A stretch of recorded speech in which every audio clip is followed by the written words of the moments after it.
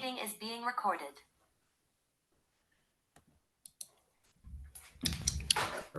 Great. Okay.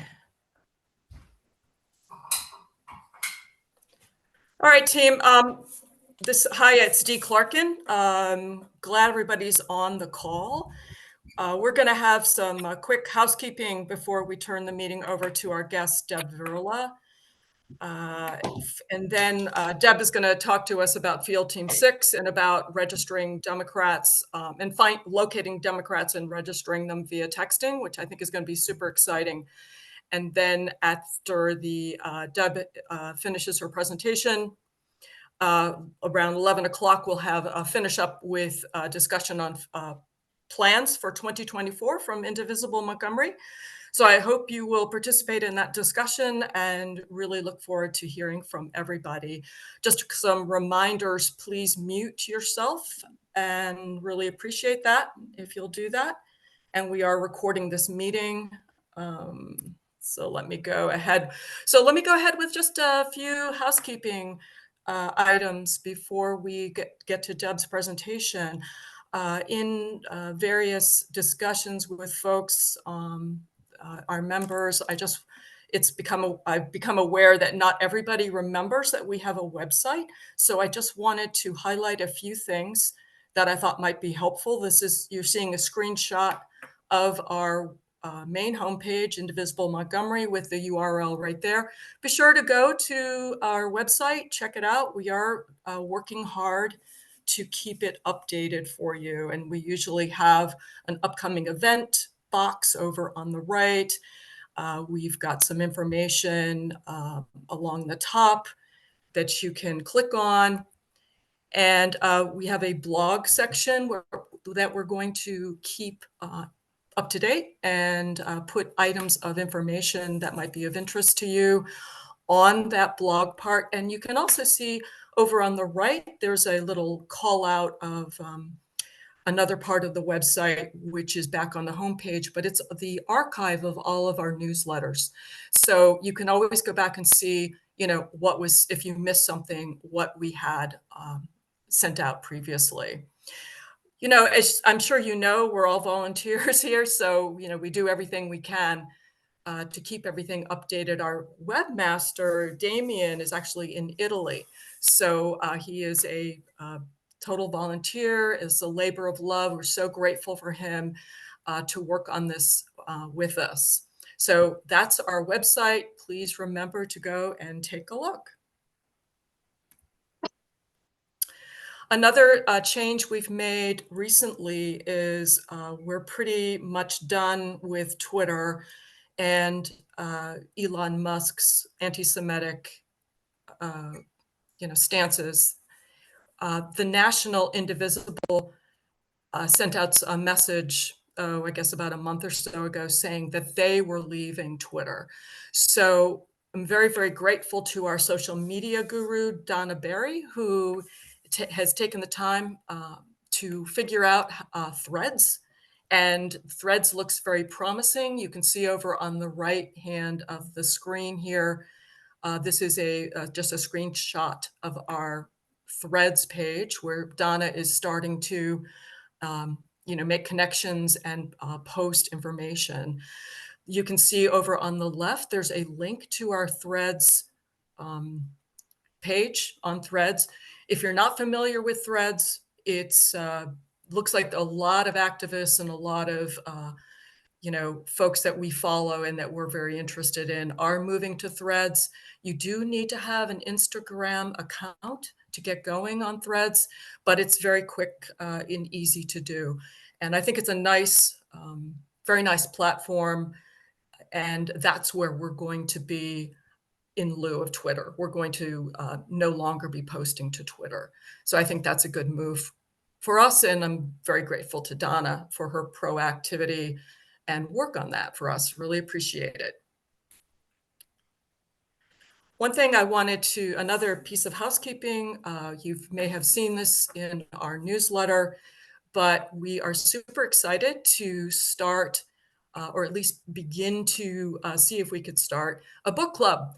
And National Indivisible is urging all of their members to read the book, The Persuaders, uh, at the front lines of the fight for hearts, minds, and democracy. And as you know, the general kind of feeling is that the Democrats are not, you know, as great as messaging than are the other party. And Indivisible is hoping to have people focus on messaging skills this year, or coming up for 2024, with obviously, there's going to be a lot of persuading that we need to do in 2024. So we have a small group that's already excited and is getting their hands on the book, but we have plenty of time to open this up to those of you who would like to join us. We would love it. All you need to do is email us, me or indivisiblemontgomery@gmail.com. Say you're in, you want to read the book. We are looking to meet in person somewhere in between those dates on the screen. And then on the 25th of January, there's going to be a national call with, and I'm going to butcher this name, Anand Giridharadas, that you can sign up and listen to the discussion with the author. I think that I've got the book and it looks great. It's not a huge long read. We'd love it again if you would join us, and then we'll see, if we want to continue reading other things. But I think it'll be really, really fun for us. Hope you like that idea. All right, I think that was pretty much everything I had for housekeeping before we have our meeting with. I've got about 5 extra minutes. Questions on any of that? We have a few minutes for quick questions on that part. And you can also put your question in the chat if you'd like to do that. Any discounted? Actually, Nina, Indivisible was giving away books. I don't know if they still are. There are maybe just a few copies in the Montgomery County Library system. I think, Susan, you looked into that, right?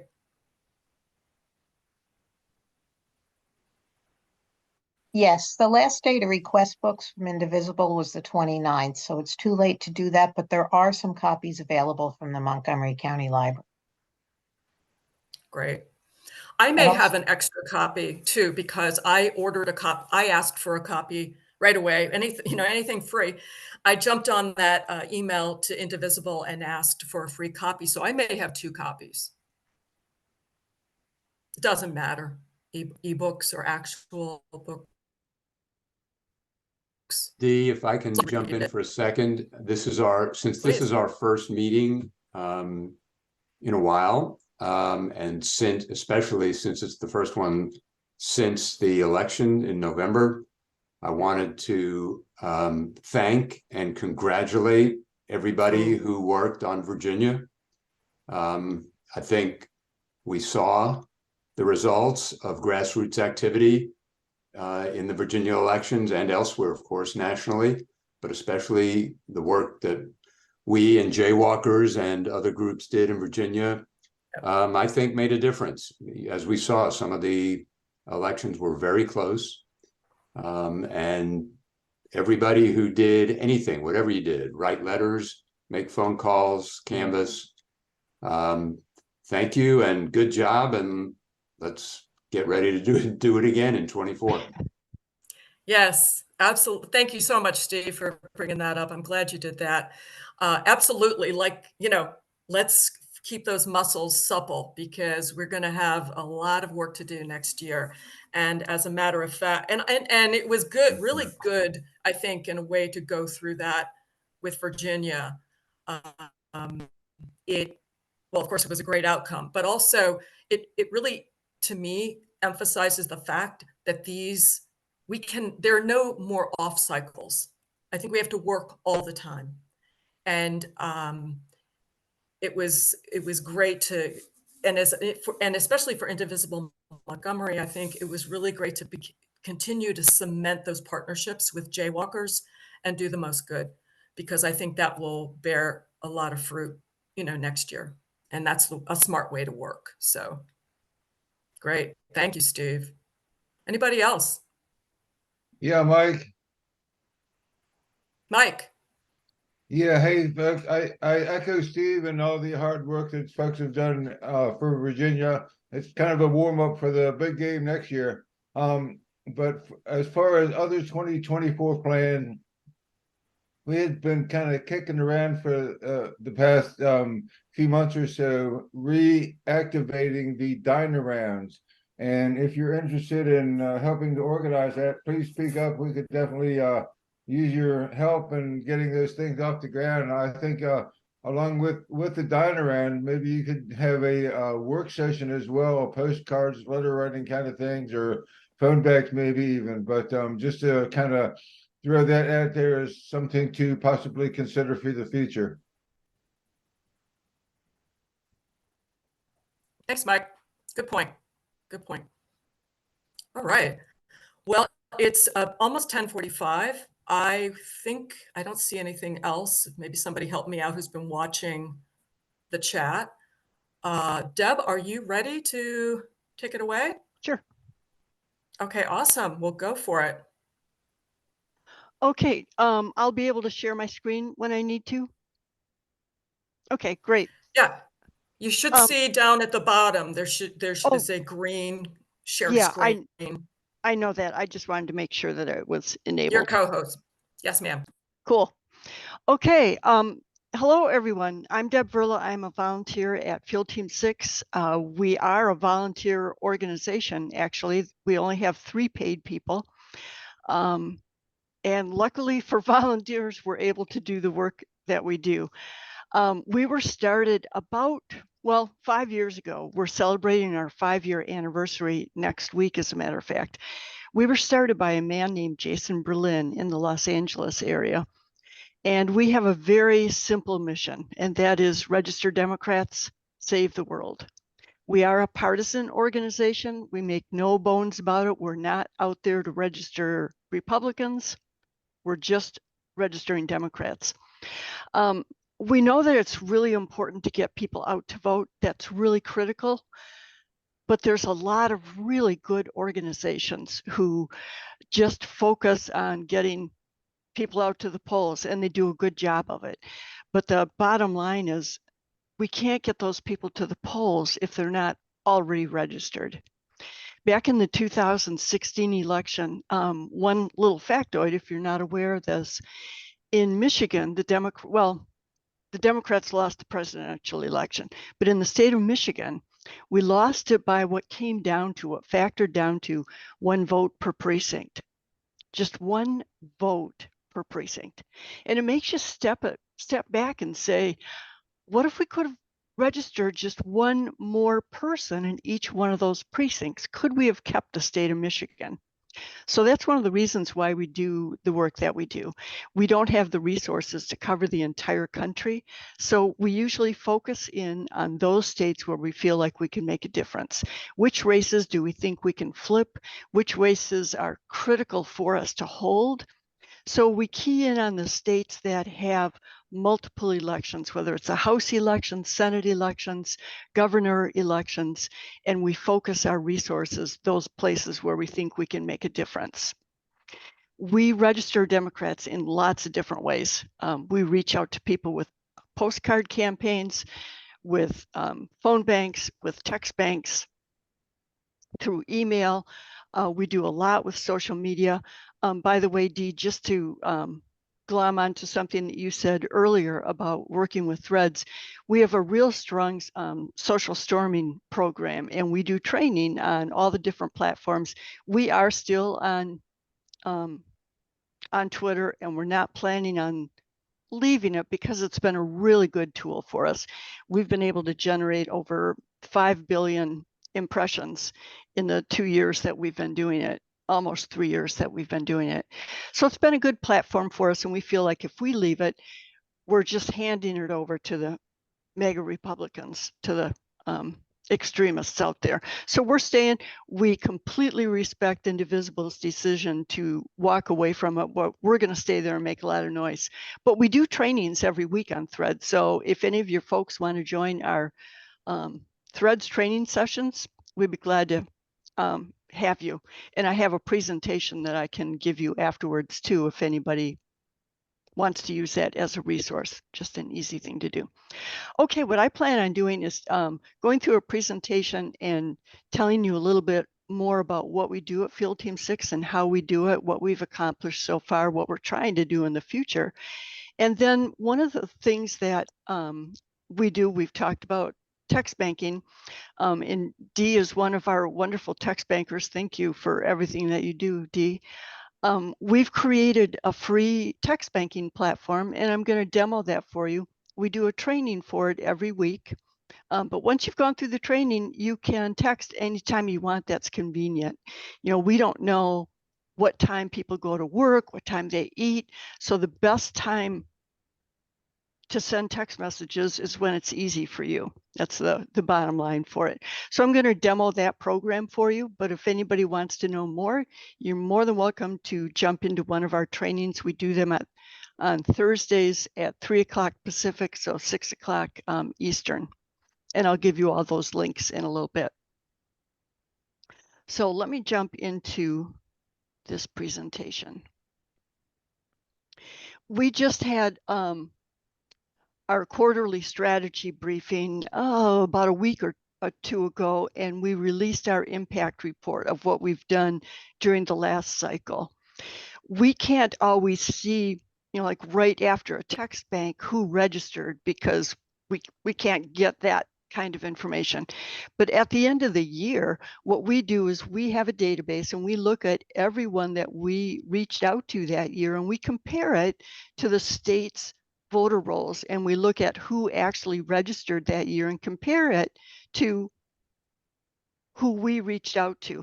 So we have a really good idea of who we helped to register. Now, those people may have been contacted by some other group or received ads in the mail, or somebody may have knocked on their door, but we reached out to those people and we helped them make that decision to register to vote. So again, our total emphasis is on registering people to vote. Yeah, we do talk about the importance of voting, but it's all about registering voters. So in 2020, and of course, we started out doing this in person. I started out doing in-person voter drives, and if you've never done one, they're so fun, they're addicting. And once you get past that terror of speaking to the first person, then it's really fun, and you realize that people are really glad that you're doing this work and want to help in whatever way they can.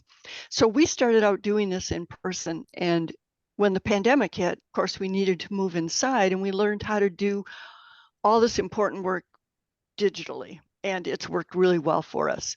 So in 2020, we helped register 784,875 new Democrat and independent progressive voters, and we're really happy about that.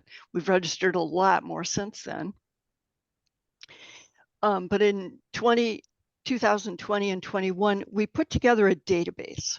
So we have a database of over 13 million names right now, and all these names are unregistered, likely Democrats. Some Republicans do sneak in there, but most of them are Democrats. They're all unregistered, and they're mostly in our key states, although we have a little bit of data in every state around the country. We would really love to buy more data for this next year so that we can register even more people. But in the 21-22 cycle, we reached out to a little over 5 million of those unregistered people. We weren't able to reach all 13 million, so we still have a lot more names that we're trying to reach during this year. So it's not like the work is done. It continues, and like you said earlier, there's no off years. This just continues all the time. So we reached out to over 5 million people in different ways during the last cycle going into 2022. We reached out to them in a number of different ways. Some people were only reached once. Many people were reached more than that, and it averaged 1.92 times per person. So almost 2 times that we reached out to people, either through a phone call, through a postcard, through a text, or through an email, whatever way we have of contacting those different people. So the results are that we registered 1,687,446 Democrats during going into the midterms. We're really pleased with that. There's a lot more work to go. And what we can see from that is out of the 5 million people that we registered, over a third, or out of the 5 million people that we reached out to, over a third of them registered. So it's effective. It works really well. We're able to do this. Less than a third. Pardon me? I'm sorry. No. Yeah, just about a third of them registered. And because we're all volunteers, we only have 3 people on our staff, 3 paid people on our staff. We're able to do this really cheaply. We register people for under $1 per person. There's a lot of organizations out there who talk about that they can register Democrats for only $75 a person and so on. But we can do it really cheap because we're all volunteers. You know, there's enough crazy people like us, everybody on this call, who's willing to do this work and get out and make sure that it happens. Thank goodness. Most of the people that we registered were in these 8 battleground states. Those are the states that were our key focus states during that 2022 midterm election. And those are the numbers of people that we registered in each one of those states. We reached out to, we registered 1.5 of all the people that we registered that year. 1.5 million of them were in these 8 different battleground states. And then a few more in other districts that we added as we went along. We work with a lot of partners. We have partners across the country. Again, we can't possibly reach out to all 13 million people in our database. So we work with a lot of partners who have the resources and the volunteers to help us put that together. We've got the data, and we put together campaigns with different organizations, whether it's postcards, whether it's text banks, whether it's phone calls, or any combination of those to reach out to more people. So here's a graph that just shows how many people we actually did register in each one of these 8 states, and the percentage of the people that we reached out to who actually did register to vote. It was really successful in Florida and Wisconsin. Over half of the people that we reached out to in Wisconsin actually voted, which is so cool. But I would think with everything that Wisconsin's gone through in the past few years, they are very motivated to get out there and register to vote. And if we look more closely at just one of these states, and we took Arizona as an example, we registered 127,051 people in Arizona. So we reached out to almost 400,000 people. 127,000 of them did register as Democrats. And when you look at what happened in Arizona, Mark Kelly won the Senate seat by a margin of 125,000 people. We're really happy about that. We know that we made a difference in Mark Kelly being able to win that. And of course, the governor won by a margin of 17,000. So one of the things that's really exciting about this work is being able to go back and look afterwards about the numbers that we actually created. And there were, I think, 22 different House districts in the 22 midterms where we registered enough people where it was more than the difference that that Democrat won by. So that's what we're trying to accomplish. That's what our goal is, to get these Democrats elected. And the way to do it is to get a bigger base of people able to vote. We know that there's more people who lean Democrat than lean Republican. But in the 2020 election, the biggest group of voters wasn't the 81 million people who voted for Biden or the people who voted for Trump. It was the people who weren't registered. If we can get those people registered, that's how we're going to win. Looking right now, there will be a special election in New York to replace George Santos, thank goodness. And there are thousands of young people who've just turned 18. I think it's something like, I don't even remember the numbers right now, so forgive me for not remembering all those numbers. But if we can get those 18 to 24-year-olds voted or registered, or the people who just turned 18 in the last year, then whoever is going to be running in Santos's district has a much, much better chance of winning that election. So yeah, we did all this digitally, you know, at a distance. We weren't able in so many areas to do in-person voter drives. We are doing them where it's feasible, where we can do it now. Thank goodness it's a little safer to do it. But how do we do this? Again, we do it through phone banks, through postcards, through text banks, through emailing. And we can reach a lot more people digitally than we could ever reach by working the college campuses and parking lots. So let's look at how we actually reached out to people. So we took our database of people who actually registered, and we looked at how we registered those people, how we reached out to them, and compared the different methods. So we looked at the group that was reached by only phone calls, and it was 41,000 people. And 24% of them registered, which is pretty good. A quarter of those people who were reached only by phone registered. The people who were reached only by postcards, again, about 24% of them registered. And the people who we reached out only with one text message or multiple text messages registered at 31%, at a rate of 31%. If they were reached by only email, it was even better. It was almost 47%. So then we looked at the combinations, because many of these people were reached multiple times. We worked with some partners who said, we want to reach out first and text these people, and then we want to send them a postcard 2 months later.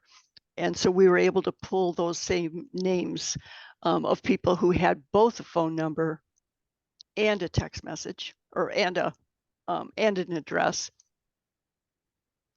And those people were, they registered at a rate of almost 22%. People who got a postcard and a text message, 34%. An email along with the postcard, 37%. People who got all three of an email, a postcard, and a text message registered at 37%. And the best method for us of this particular group was the combination of an email and a text message. They registered almost at a rate of half the people that we reached out to. So again, it was 1 million almost 1.7 million people who registered during that cycle. We're looking to do that again next year. We have a different group of states that we're reaching out to this year because there's different people running, of course. So that's who we are. Register Democrats Save the World. I want to show you our website and then give you a look at our text banking program, which again, we call BYOP texting. Okay, if you've never been to our website, and again, I'll give you the links to all this in a few minutes. Our website is just simply fieldteam6.org. It's the number 6, not the word 6. Lots of information on our website, but right down here, I wanted to show you, these are our focus states for the 2024 elections. Obviously, Maryland's not in there. You guys are sitting in a great place.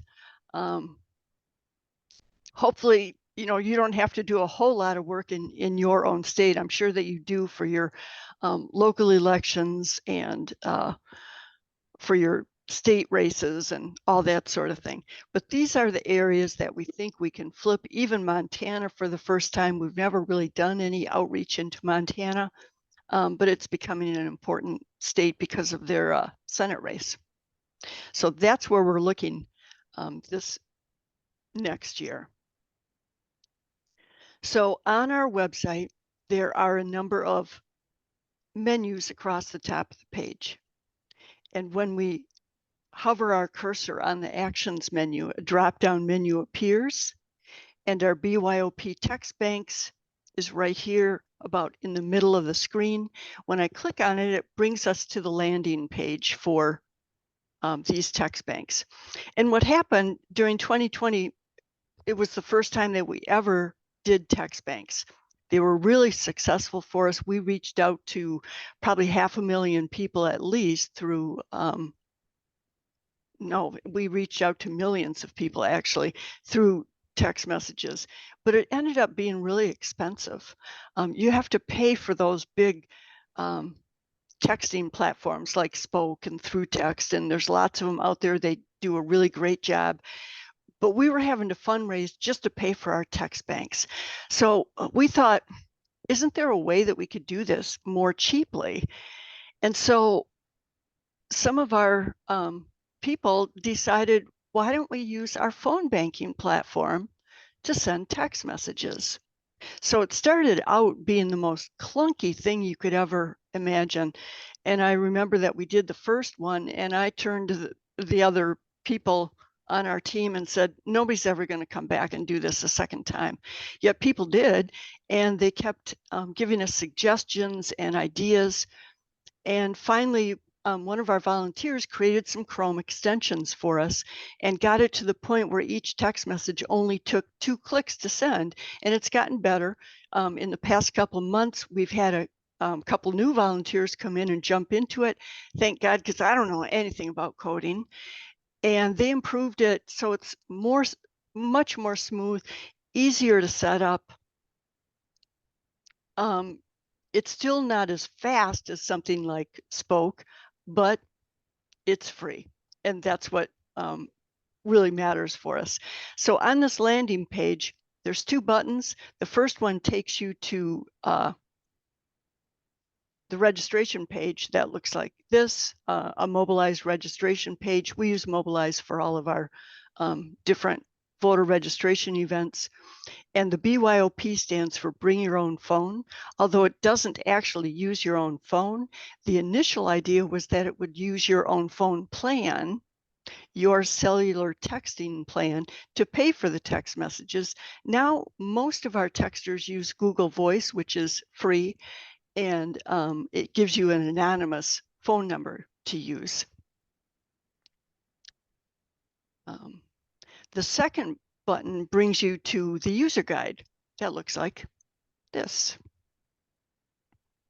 So in the user guide, let me give it a second. Okay, there it is. The user guide lives right on our website. We update it every week. We introduce new campaigns, if not every week, every couple of weeks. Eventually, we've called all the names in it, so we retire that particular campaign and bring in new ones. So you can see here, we've got campaigns into a lot of different states right now.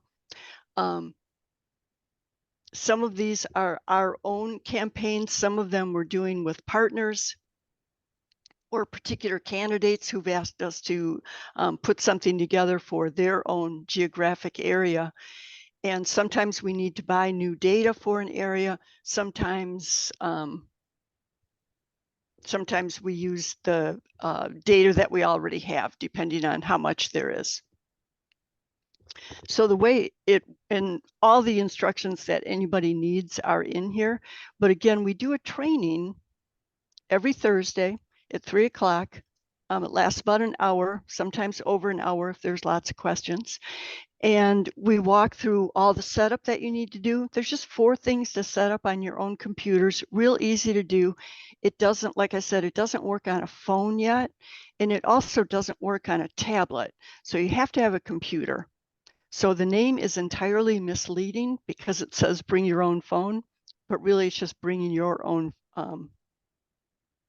phone plan, and then you send the text messages out through your own computers. And so I'm going to show you how it works.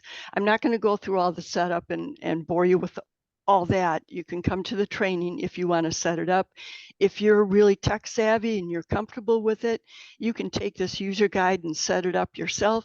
A lot of people have done that. More people, though, do come to the training and walk through it with us. So I'm just going to pick a campaign here like Will Rollins, who's running in the eastern side of California. And to do the text bank, I click on the Find a New Democrat link, and that opens up our database. And everybody needs to have an action ID to log into this. Real easy to create your own action ID. When I log in, it brings me right to the main page for our text banks. People can choose which campaign they want to use. So if there are states that are important to you guys and you want to focus on that state, you can use that state. It's totally up to everybody which state they want to do. And you can change. You can send text messages to California today, and then when you do it tomorrow, you could send texts to Wisconsin, and the next day you could send them to Arizona, however you want to manage it, whichever states you care most about. So then I just need to copy and paste this whole message one time when I start my campaign, and we have a page that where you can put in the entire first message. I've already pasted it in here, but I just wanted to show you this page so that you can change and decide which campaign you want to use each time. I'm going to come right back to where I left. And then when I'm ready to send a text message, there's a big green button that says Set up Text Message. I click that button, and for me, because I'm using Google Voice, it opens up my Google Voice program. It shows me that person's phone number at the top of the screen, and here's the text message that it just sent. And as soon as I see the time right beneath it, I know that that text message was successfully sent. So I can close the tab. I'm right back on my screen, and I click the button again. It's going to open up Google Voice for me again. People who are on a Mac, they have the choice between using Google Voice or their own Apple's own texting app, which is called Messages. You can use either one if you're on a Mac. If you're on a PC, we recommend that you use Google Voice. So again, I see the timestamp beneath it. I know that my text message was sent. So that's really all that's involved, sending the text messages after it's set up. We click the Set Up Text Message button. It opens your texting app automatically for you, whichever one you're using, and it sends that text message. It tells you that it's sent by showing you the time, and then I can just close that texting app and continue on that way. Pretty easy to do. The downside of this is that Google Voice puts limits on you. They put restrictions on everybody that sends text messages, and they don't tell us what those restrictions are going to be. But it's all, they say that it's all based on your own personal usage of Google Voice. What we do know is that a lot of people are stopped when they've sent about 107 text messages. Some people are stopped at 250. Some people have been stopped at 67. Some people are never stopped at all, but most people are stopped, and the average seems to be a little over 100. And so you can only send that many texts in a day. So many of our texters have just developed this habit of spending a half an hour a day sitting down and sending out their 100 text messages, or however many Google Voice will allow them to send. And they just do that consistently and send these out. And we realized that if we can get 1,000 people across the country to be sending text messages, and they each send 100 text messages a day, that's 100,000 text messages that we can send out there every day. In 2 months, we can be through all 6 million names that we have in our database that have a cell phone number attached to them. And then we'll have time to reach out to these people a second time before the election happens in November. So that's our goal, is to get 1,000 people in our texting army who can each give a half hour a couple times a week every day if you can, but we know that not everybody can do that, but a few times a week, and it's going to add up. 100 text messages at a time doesn't seem like a lot. It seems like just a little tiny pebble, in this huge ocean, but that's how it adds up. We've got hundreds of people doing this already. And if we can get 1,000 people out there, we're going to reach so many people in a completely free way. And this is a great way of reaching out to people and asking them to register to vote. Our messages are pretty direct.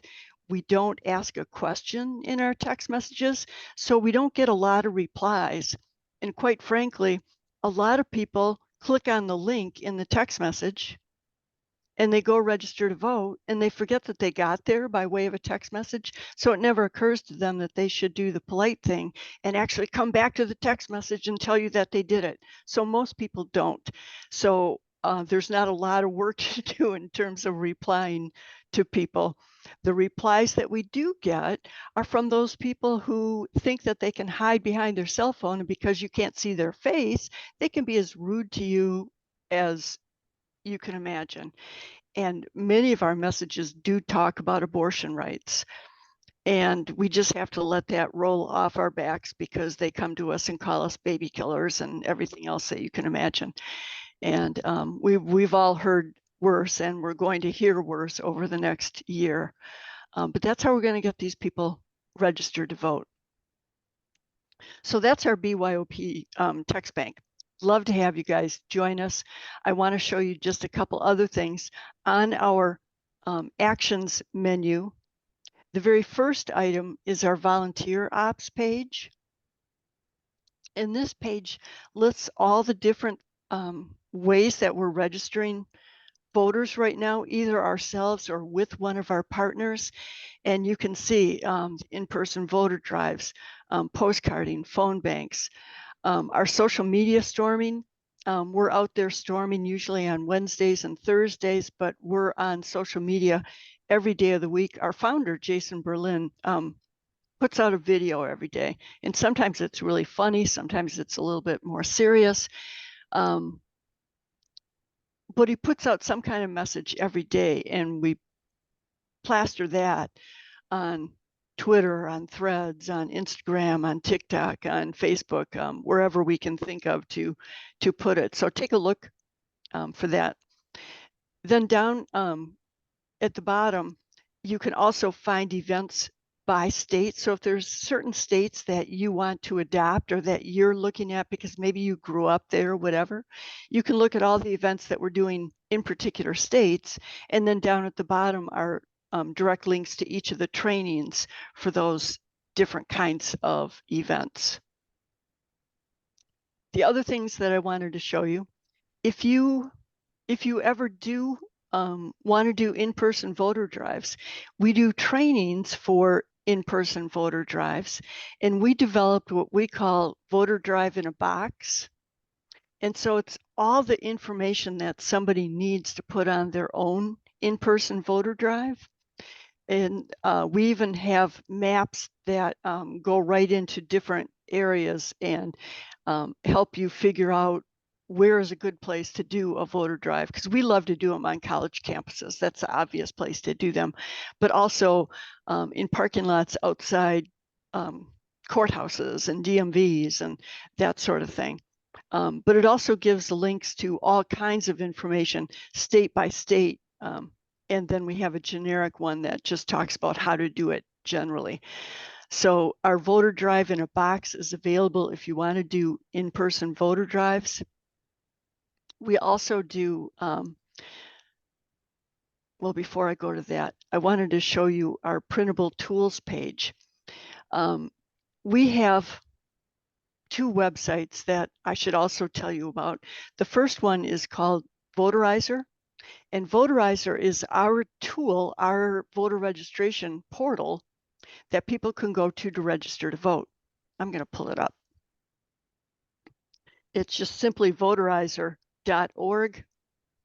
And when people come to this, they can choose their own state, and it takes them directly to the voter registration pages for that state. We created this back in 2020, right after the pandemic happened, to make it easier for people to register. We don't collect information. You can opt in and give us your information, and then we'll send you reminders about elections. But we wanted to make it really easy for people to register to vote. And some people don't want to do it online because they're scared somebody is collecting their data other than that voter registration place. So we don't collect people's information. And again, it takes you right directly to whatever state you want to register in. You can also check here to find out if you're registered, and you can go to our other website, which is called Blue Voter Guide. We don't have it available in Maryland yet, but it will be there later this year. No, we're not in 2024 yet. It'll be available in 2024 before the elections.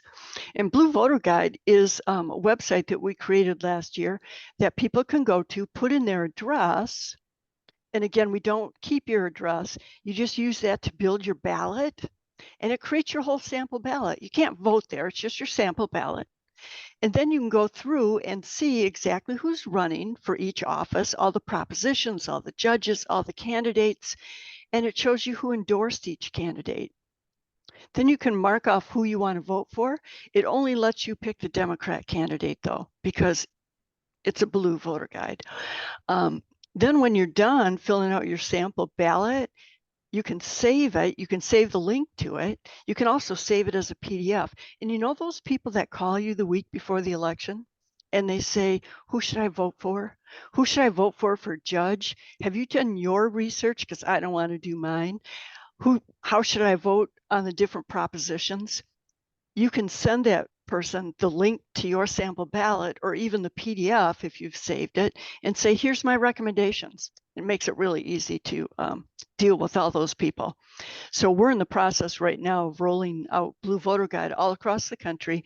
We had it available for the 9 states that had House races or that had elections this year.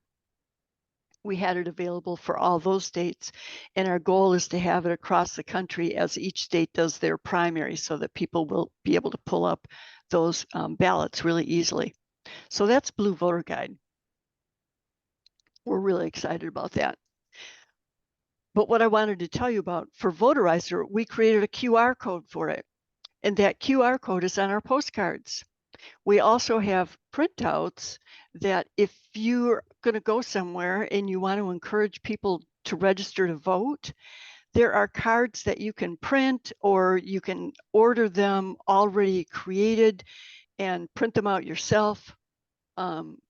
Posters, all kinds of things that contain that QR code, so that you can hand a piece of paper to somebody, you know, whatever kind of event it is, and encourage those people to register to vote. We also have a lock screen that you can download onto your phone. So I have the Pride one on my phone, and when I turn on my phone, this picture comes up, and other people can take a picture of this QR code and go in and register to vote. Easiest thing in the world.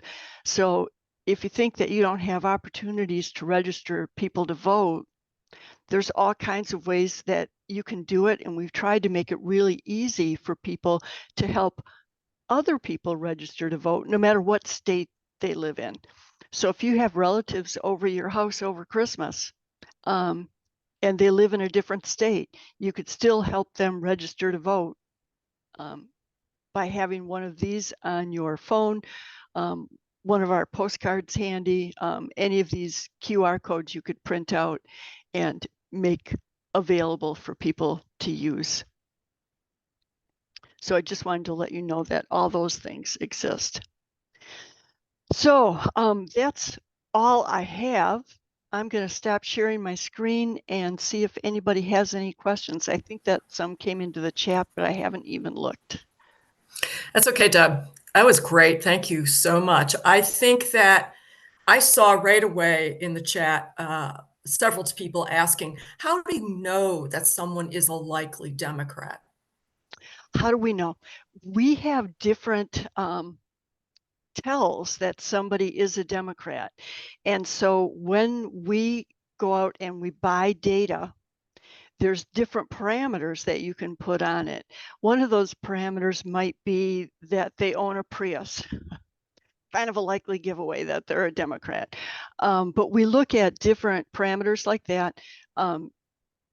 Different geographic zip codes might be helpful, like it's a more Democratic area, but there's usually some sort of giveaway. Again, I always use the example of a Prius because everybody knows that. It might be magazine subscriptions, certain things like that, that we try to zero in on the behavior of Democrats and find people who match those kinds of parameters. But Republicans end up sneaking into it too, because apparently there are Republicans out there who drive Priuses, and they sneak in, and those are the ones who call us baby killers. Yeah, what can you do? Yeah, I've encountered a few of those on my texting for you, so it's interesting. But that's fine. What other questions, guys? I can't see the chat right now. We had a couple of people who wanted to know where the name Field Team 6 comes from. Good question. When Jason started this, he had a core of people, and he always jokes that his core of people tend to be older women. You know, we're the people who volunteer more than any other person. So he had this team of 6 people, and they were going into Orange County in California and trying to flip districts. And this was back in the 2018 midterms. They ended up helping to flip 6 districts in Orange County, and it was really exciting that we did this. Katie Porter and a couple other people down in Orange County. And because it was Orange County, if you're not familiar with California, Orange County is just south of Los Angeles County, and it tends to be very, very Republican. So the fact that they could flip those 6 districts was really exciting, but they were doing it really stealthily. You know, they felt like they were sneaking in behind the lines to register people. So he called them his crack team, and it was right when the whole SEAL Team 6 thing was happening overseas. So he called them his Field Team 6. And so when he started Field Team 6, he decided that would be a good name for it. So that's where it came from. Nothing more complicated than that. And I see that there's a couple hands raised. Yeah, Barbara, go ahead. First, I have an observation and a question, and then a question. With respect to the efficacy of your different methods of registering voters, the fact that text and email are most efficacious, it seems that it's because it's easy. People are on their device and they have a link, so it's immediate, and they can convert over to the voter registration, whereas in-person postcard or letter takes more effort because they have to have the contact, they have to sit down, they have to log in, versus here's an email, here's a text, here's a link, bingo, go. So that you know, I think it's a lesson to us, or information to us, on the why those methods are more efficacious. And my question is, do you have data on the conversion between registration and actual voting? Yeah, we do. I don't have that number right in front of me, but I remember that it's over 65% of the people that we registered actually voted. And we're really excited about that because it means the people that we're registering are excited about voting. And it wouldn't do us any good if we registered all these people and then they just sat in their houses. So yeah, they do register to vote. And Barbara, I want to expound on something that you said. What's most efficacious? We feel that the best way to register voters is the method that you'll do. Because it doesn't matter what works if people won't do it. So the best way to register voters is what you want to do, and that's what's going to make a difference. Thanks. Steve, go ahead. Thanks, Dee. Deb, are you all doing what's called relational organizing, where you ask people, your volunteers, to use their network of friends and family as their targets rather than cold contacts to unregistered voters? I wouldn't say that that we've got a specific program doing that, but that's part of our messaging to all of our volunteers is register your neighbors, register your friends. It has to be something that you talk about, and it has to be something that we each own ourselves. And I think from my own personal experience, I was never a real political person, and I never talked about it. God forbid you never talked about it actually out loud to anybody. And I think I've learned over the last 5 years that we do need to talk about it, and we need to not keep it secret and not be scared to bring it up. Well, we all have those family members that we don't want to bring it up to. But in the rest of the world, I think that it's really important that we make no bones about what we believe in and why we believe in it, because that's going to help people see the normalcy of it and move ahead with any activism that they might want to do themselves. So I wouldn't say that we have any kind of organized program for it, but it's ingrained in all of us now, and we talk about it a lot. So really good point. I think that that's really important nowadays, is for all of us to own this and to make it part of our conversations with people. Thanks. Nina Silverberg.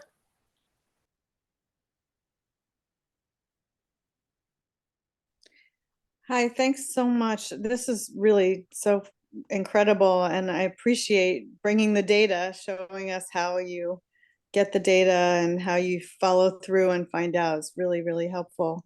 I had a couple questions about partnerships. I guess one I put in the chat about Democracy Docket.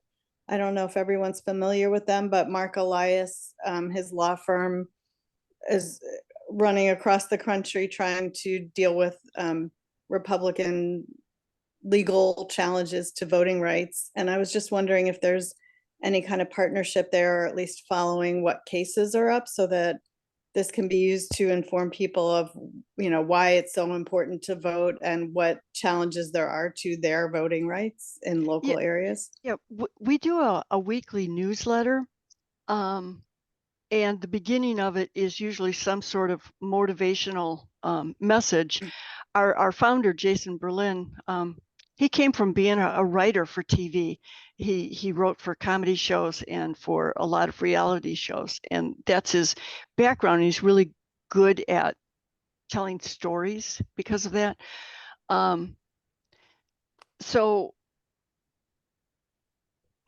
I think that that's important to keep all this information out there.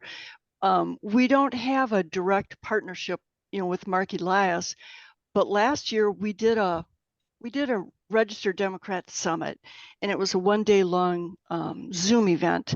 And this year we're doing it again in March. I think it's March 5th. I'm not sure the date, early in March. And it was a 1-day long Zoom event, we had 4 different Zoom rooms going and different workshops and presentations all through the day. And we had to have 4 Zoom rooms because we had too many speakers who wanted to be part of it. And Mark Elias was one of our keynote speakers at that. Simon Rosenberg, Brian Tyler Cohen, the Midas brothers. It was a really exciting day. We have partnerships with the Union, which is part of the Lincoln Project, and with the Midas brothers, and Call to Activism, and all these different groups who are trying to get that message out, because we know we can't do it ourselves. Nobody can do it themselves. We've all got to work together. And we have a partnership team that works with different organizations around the country and helps them put together whatever their plan for outreach is in their communities, so that we can do it together in whatever way we can help. Fantastic. And my other question was just a quick one about college campuses. Since the people turning 18 are a big target, I was just wondering what you're doing in terms of working with college campuses and their Democratic groups. Yeah, we do in-person voter drive trainings for people who want to lead voter drives, and that's a big part of it, is encouraging them to do it on college campuses. A little harder to do it in the winter than it is in the spring and summer, but you know, people who live in Wisconsin are used to the weather, so they just go out and do it anyway. So that's one of the main ways that we reach out to young people, because it's harder. It's harder to buy a database of young names because they don't fill out the different kinds of forms that other people do. So it's harder to buy those names. So it's easier to reach those people in person. And for any of you who want to know this, everybody complains about Gen Z not voting, but of 18 to 24-year-olds, back in the last presidential election, of the 18 to 24-year-olds who were registered, 86% of them voted. So don't let anybody tell you that young people don't vote. They do vote. The hard part is finding them and getting them registered. And because registering to vote is complicated, a lot of them just say, I don't get this. I don't want to register to vote because I don't know how. So that's why one of the biggest outreach things that we do with in-person voter drives is on college campuses to help those people. But I guess I was wondering about the Democratic, like most schools, I think, have a Democratic and a Republican, student group. So I was wondering if you were connecting with the leadership of those groups. Yeah, we have it in a lot of places. We can't do it with high schools because we're not a 501c3, we're a PAC. And because we are partisan, most high school groups can't work with us, but college groups usually can. And so in many cases, I know that the person who leads all our voter drives, she goes out and talks to Democrat clubs on college campuses, which is a great way to do it. You can, have this massive group of people. Now, a lot of those people are already registered to vote because they obviously care enough about it. But what we can do is encourage them to get their friends registered, and that's the key. And that's what we do with our social media. We know we're not going to change minds with a tweet. What we're trying to do is show people that instead of just being on social media to grouse and complain about the state of the world, do something. Yes. And all of our, we have this library of 100, it's usually about 100 different ready-made posts that you can post on Instagram or Facebook or Twitter or Threads. And most of them are calls to action, whether they're encouraging people to join one of our voter registration events, or they're just talking about when the next voter registration deadline is, or checking your voter registration because you might have been purged or whatever. So it's all so important because the people that we reach quite often might already be registered. And so our message needs to be, help us. Thank you. Terrific. Deb, thanks so much. This has been awesome. I'm looking at the time. I think what we'll do is maybe if there's any other, I'm not looking at the chat right now. So, There are lots of questions. oh, well, okay. Let me see if we can, maybe we'll save the chat and get back with you on questions. Is that okay? That would be absolutely wonderful. Yeah, Okay. I'd love that. And Thank you. I put a whole bunch of links into the chat. If anybody wants those, I can also email them to you because I know Okay. saving the chat is hard to do on some Okay. devices. Okay, perfect. Deb, I can't thank you enough, and especially guys, Deb is coming here from the West Coast, which, you know, I bugged her for a bio and then I forgot to read out her bio. So I'm like, I don't know where my brain is this morning, but now you can go and take a nap, right? That's right. And thank you for coming in so early in the morning to talk to us. Really Thanks appreciate everybody it. for allowing me to do this. This was really fun. There's enough work for all of us to spend the whole next year doing things. Okay, thanks a million, Deb. Thank you. Appreciate Bye-bye. it. Okay. Okay, folks, so we're not going away. We're just going to finish up, though, the meeting. That was great, wasn't it? That's an amazing website they have. Yep. It's so You clear. can see what, And get there's more so answers. many It's a great resources program. I know on I've it. been doing it. Yeah. What's happening? Is it losing the connection? Her connection is not very good.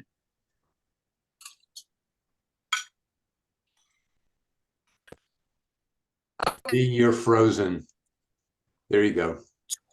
2024. Okay. Dee, you might want to turn off your video. Your connection's not working so well. Off my video. Okay, I don't know how to do that. I'm sorry. How's Just that? Can click you on stop video. stop video? But I still can't read what's on the screen except for the large Okay. font. So you can't see the screen Keep feeling the urgency. or what? We can It's see it, it's just not fully. Yeah. Yeah, okay, wait a minute. If you Okay, can hold on. just talk. How's that? This is a campaign to protect. Okay, Okay. good. That's good. Okay, okay, awesome. Okay, good. Debbie Coburn, please mute yourself. Okay. Okay, team, let's go through this. Elections 2024. I just threw some slides together to kind of bracket or kind of put a framework out there. None of this is in stone. Obviously, it's still very, very early. But my goal here, and working with our steering committee, most of whom was on the call this morning, is to figure out how we're going to work next year and where we can be most effective. And I just put together some things that I thought we would be interested in working on, talking about in the future, and sort of figuring out how we can do this. For Maryland and local elections, I think the thing that I'm hearing the most is that we're concerned about the Board of Education races. That there may be, you know, Moms for Liberty. They're obviously active now in Montgomery County. And that since that's a nonpartisan race, how will we identify them? So that's out there. I don't have any answers for that yet, but I just want you to be aware that we're thinking about that. And then for the US House of Representatives, obviously, you know, they're all up, but the competitive one is District 6, which is David Trone's district. And so that is going to be a concern. We have the fabulous Dan Trump-endorsed Cox, who is running. And so we definitely don't, and that is a more competitive district than our other districts because it includes Western Maryland. So we're going to be concerned about that and watching that and trying to figure out, you know, what we can do. And then last but not least, our Maryland Senate seat, of course, is up, Ben Cardin's seat. But I'm kind of hopeful, unless other people disagree with me, that this is a safe Democratic seat and maybe we do not need to you know, concern ourselves too much or put resources out on that. I don't know if I'm wrong. Let's talk about the House races, the federal, U.S. House of Representatives. So the goal would be to take back the House. Now, National Indivisible has this program or campaign that they're teeing up called the Unrepresentative 18. These are 18 seats that are in Biden won districts. So these are GOP members who are in districts Biden won in 2020. And there are two close to us. One is in Virginia, one is in Pennsylvania. This might be something that we want to get involved with our partners. And then bonus, we just now know that, and this is nice because it'll be coming up nice and early in February, there'll be a special election. George Santos's seat, the third district in New York, was also identified by Indivisible as one of the unrepresentative, because that is definitely a swing district. And that I'm hopeful, like early in February, we can, when we're not as busy, perhaps, we can tee up some work on postcarding, phone banking, and so forth. We'll see. So continuing on, elections 2024, holding the Senate, that is as we know, is going to be a challenge. There are 34 Senate seats in play, and 23 of them are Democratic. I've just, this was all based on just my research. This is just quick, and things move and change all the time. The three vulnerable seats are under toss-ups, and then there are some lean Dems, but it's not a sure deal. And then interestingly, different research I've looked at is that Ted Cruz and Rick Scott might be vulnerable, which would be nice. Don't know. We'll see. And the big kahuna here, the White House. So as you know, of course, Maryland's going to go for Biden. So where can we be most effective? Would we perhaps, the swing states are there. I've listed them on the slide. How can we help, and what will our partners like jaywalkers and do the most good, what will they be looking at? Is a smart strategy, perhaps we can work for the Bob Casey seat and Biden in Pennsylvania together, because it's close to us. We could, for those of us who want to canvass or go out there, we could actually do that. Would we want to continue to work on young voter turnout with Vote Forward letters and all the swings? Will we continue to work with Center for Common Ground? Again, that's that good, build the Democratic base. So that is, I think, everything I thought for now in this very, very early stages that I've got on elections. So I see, in discussing this with the steering committee, we see our role obviously is to identify and work with our collaborators, monitor what is being done, and then communicate as many opportunities to you as possible, and let you know, hey, there are these phone banks, there's going to be this postcard opportunity, there's going to be this canvassing opportunity, and to let you know what is out there. And the question is, what do you want to do, and and it may be early, to think about these things. It's fair. And how can we help you do that? Let me hold that question out there and just put a pin in it, but let me continue on with this last couple of slides. And we still have time, for some discussion here. Besides elections, the other big important work is building the democratic infrastructure. And we just had a fabulous presentation about, how to do that. I hear from people all the time, or not all the time, but I hear from people in IM, they're interested in voter registration, and that's great. We can work in that, but we do need someone to step up and say, hey, I'd like to, spearhead this. We've got a lot of people in our team that have been trained to do voter registration. It's not hard. It's just a matter of deciding to do it and figuring out, well, how are we going to get into a place that where we can register voters? You saw the possibilities that we can do now via texting. We can always do nonpartisan letter writing. That also builds the base. And we also had a presentation a month or so ago about disinformation. Disinformation is something that is eroding our democratic structures. We can join in and work with the Indivisible Truth Brigade to get training if people are interested in doing that and you want to do that. So let me just finish up by saying something that we have decided to move forward with in 2024, and that is to collaborate with the states project. Now, we know that the states, the other side has been working assiduously at the state level for many, many years, and the Democrats are kind of behind them on the back foot and have not done that. But yet states are, the so-called laboratories of autocracy. That's a phrase that was put together by David Pepper, who was the former Ohio Democratic Party. And Ohio is an incredibly gerrymandered state. But yet you just saw that the voters, when they have a chance to rise up at that ballot initiative, they made their feelings known that they do not want the GOP to come in and take women's rights away from them. States basically control everything we care about, voting rights, healthcare, education, the environment, guns, all of that is decided at the state level.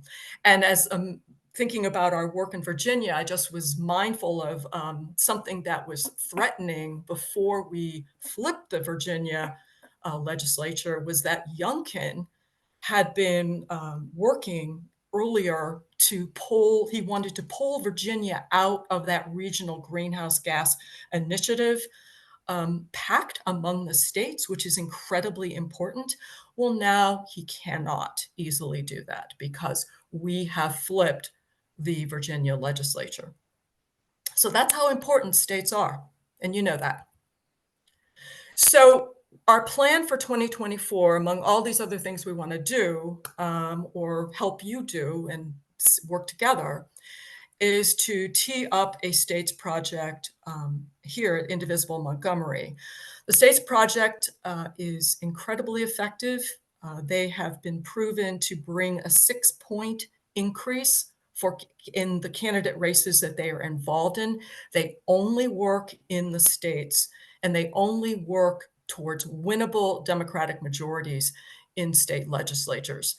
As you probably know intuitively or know specifically, state races are cheaper than a federal race, so your money goes farther.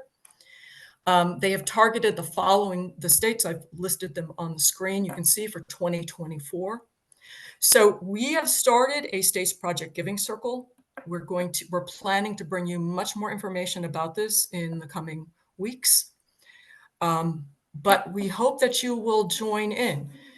This is, I think, an incredibly exciting opportunity to make a big difference. We will, on January 13th, we will have Melissa Walker of the States Project come to us. I'm going to stop sharing now because I think I'm done. We're going to have Melissa Walker come and give a presentation to us about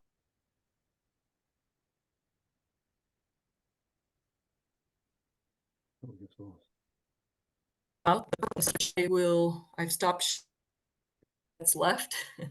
So discussion, question, thoughts. And I know that's overwhelming. So, this is early days. We'll ease into all of this, and there'll be plenty of information that we will send to you going forward. We did not hear everything in your last sentences because your screen froze. Maybe okay. I mean, the last thing you said yes, but before that was a little iffy when after you stopped sharing. Okay, so all I said was, I know this is overwhelming. Don't be overwhelmed. We'll be sharing more information with you on all of this. And obviously we will ease into this election work. But it really is important to know what you want to do. That's the most important thing. I mean, I think all of us, we're doing things on our own, but what are you interested in doing? You just said something about Melissa in January, and I didn't get all of that. Could you repeat that, please, Dee? January 13th, she's coming to speak to us at one of our Saturday meetings, and I'll be sending plenty of emails out about that. All right, It's, thank you. Saturday, got it. Yep. it's like Deb said, the best thing to do is the thing that you will do. Yeah, so Nina, you have your hand up? Or is that a legacy hand or? No, I was trying to respond about what we're interested in and I really appreciate hearing even the preliminary thoughts on the elections. I think one of the majorly concerning issues that you raised is the Moms for Liberty. And as you noted, particularly because it's nonpartisan and it's really hard to tell. And I've been having that trouble with Board of Education all along. You know, we use the League of Women Voters Guide. So, I mean, there are resources, but you really can't tell, and you have to, you know, look for keywords and things, and it's really difficult. So if there's anything that can be done to help with that, that would be a good. We'll be thing to watching work that, on. and there's going to be a ton of people who will have eyes on that. And don't worry too much. We will suss that out, and when we do detect that, you know, we'll be able to swing into action. In fact, I've already been talking to, thanks to Rose Kelleher, I've been in touch with Jill of Postcards for Maryland, and I think she wants to work on postcarding for once we've identified if there is a Moms for Liberty candidate. Steve. Yeah, I just thought it might be helpful for folks who don't know what a giving circle is to just say a few words about what you're talking about. So I'll start, but Go for it. Go for it. Others can jump in. The States Project basically runs two big programs. One is the Giving Circle idea, and the other is what they call Give Smart. Give Smart is when they identify key state legislative races, maybe a half a dozen, maybe 10 each election cycle, and they say, if you make a contribution, we will split it among these critical races and make sure it all goes to the right places. And they do a lot of research to determine which candidates and which races are going to be the most impactful. So you can contribute that way. But giving circles they exist around the country, and I see that Fern is here, and Fern, maybe you should say something about this. But basically, a giving circle is a way to engage with your friends and family to raise money for critical races. Fern, you want to jump in? You're muted, Fern. You're muted, Fern. Thank you very much, Steve. I think you have pretty much summarized. Giving Circles is the program that we want to go forward with.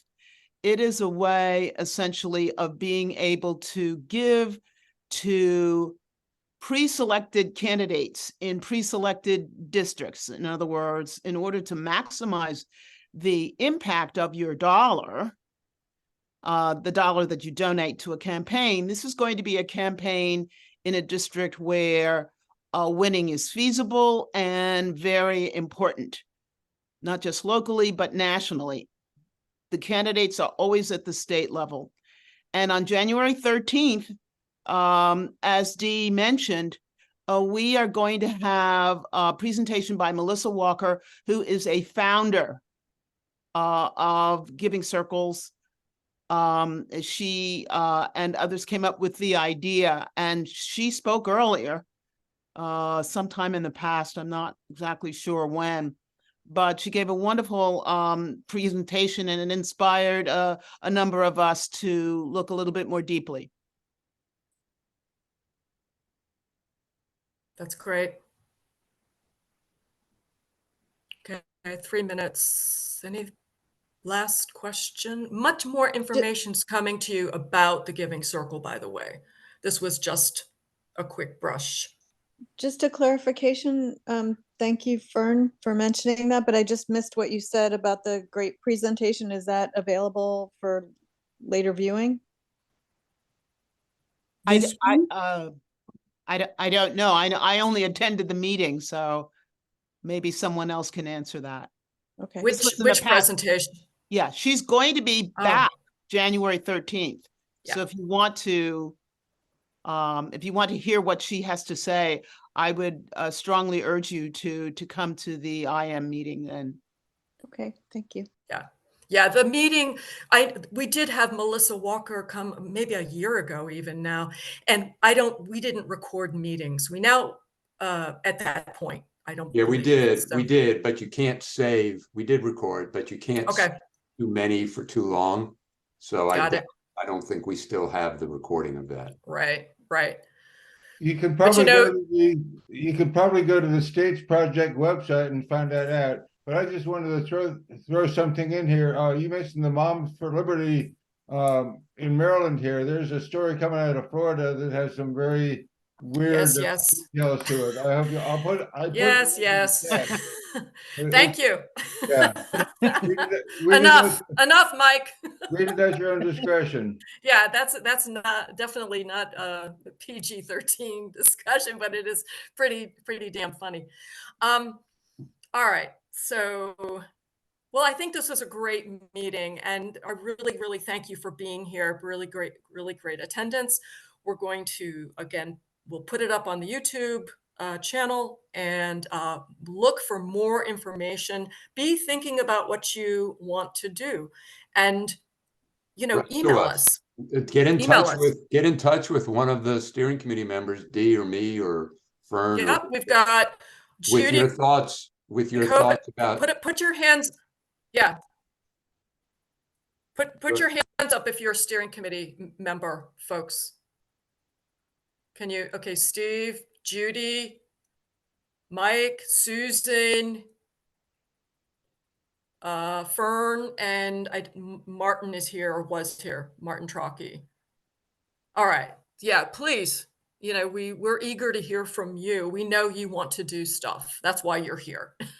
We're all in this together. We all care very deeply about next year. And all right, team. Thanks. And please come follow us on Threads, because the more people, followers that we have, the more reach that we'll have. Good point. Thank you, Donna, and thank you for taking care of that for us. I don't know if you were on earlier. I had a slide on it. Yeah. Oh, okay. But I just wanted to remind people. Please. Perfect. Okay. Thank you. All right. Thanks a million. Have a great day. Okay, take care.